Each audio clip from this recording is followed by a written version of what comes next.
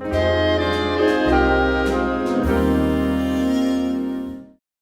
Ray Nandal, and this is my wife Doris.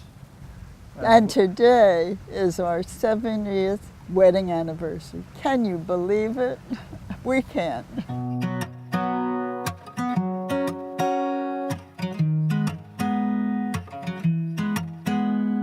Well, I was a returned veteran. I had left from my junior year to join the Navy, and my mom knew I was going to be discharged, and she wanted me to finish my high school education. So I was discharged, and I came back, and I found out that there were about 20 of us that were returned veterans taking our senior year classes. And these veterans thought they were really special. They had been out in the world, and so they kind of looked down on the rest of us. I don't know how true that is. But anyway, the year was 1947. I knew Doris because we were both in the Honor Society, and I knew she was smart, and she was going to be the class speaker at our graduation. And but I never dated her. She was not in any of my classes.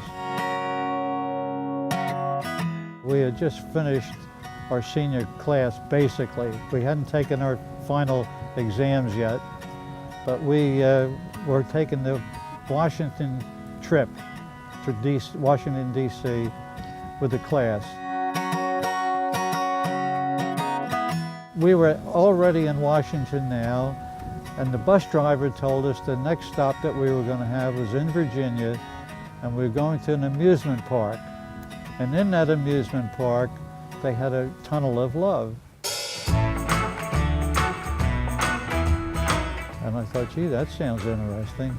So I'm sitting in the bus, and who walks by but Doris and her girlfriends. So just for the fun of it, I said, hey, Doris, how about going through the tunnel of love with me tonight? And I said, sure. And I said to my friends, we won't see him tonight. He's just showing off in front of his friends. So the next thing you know, we get to the tunnel, to the amusement park, and I find Doris, and we find the tunnel of love. And it was really very, very nice. It was something different. And basically, it was for newlyweds. This is our first date. And it wasn't even a date. No. So we go through the tunnel of love and holding hands and all. And of course, they have a gift shop at the end of the tunnel. And the gift shop was all about things for newlyweds. And I looked at Doris, and Doris looked at me, and we smiled. And we thought, gee, what a fun thing, you know. We're just meeting for the first time, actually.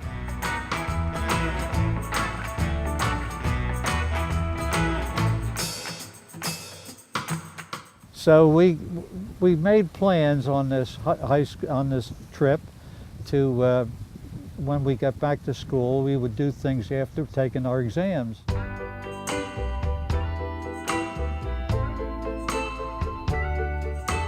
We went back to high school. We took our exams, and after the exams, we had free time. And I said, Doris, how about we go to Atlantic City? They had a trolley that ran right from Pleasantville to Atlantic City at the time, and we could walk on the boardwalk. I had spent a lot of time on the boardwalk. Oh, she says, Ray, we're not allowed to leave the school grounds. I says, that's okay.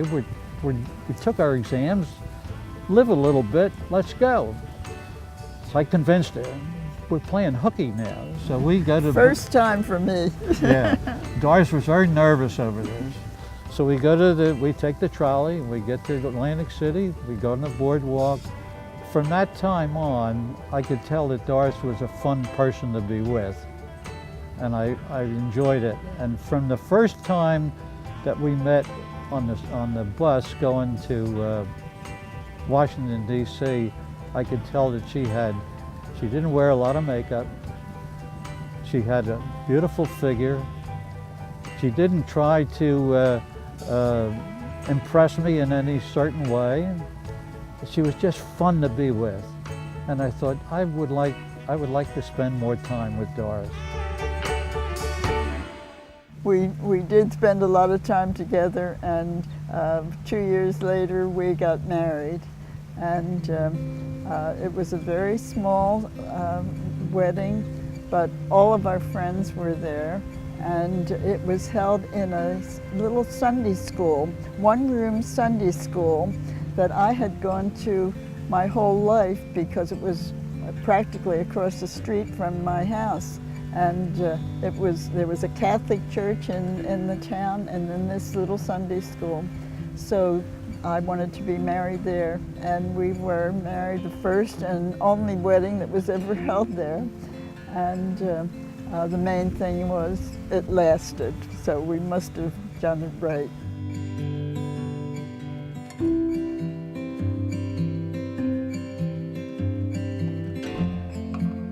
So at that time, when we got married, it was 1949, it was very difficult to find an apartment that we could afford. So now we decided we'd save our money and try to buy a house.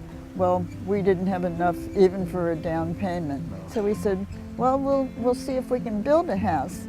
So Ray's brother went to an auction and bought a box full of old, really ancient books. And I was leafing through them, and I saw this book saying, How to Build Your Dream House for $2,500. So I looked through it, and it had all the directions, step by step, each thing to do. So I said, let's try it. That did. We now were a young couple. We both had good jobs, steady jobs. And now we had a house that we built ourselves, that Doris worked side by side with me up on the roof, handling me shingles and all, and it cemented our marriage. I just felt so good about what we were doing.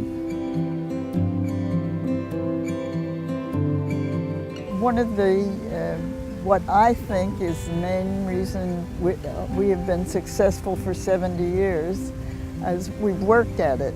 But I also think it doesn't matter who you know, what you do, how much you have, it's who you have beside you.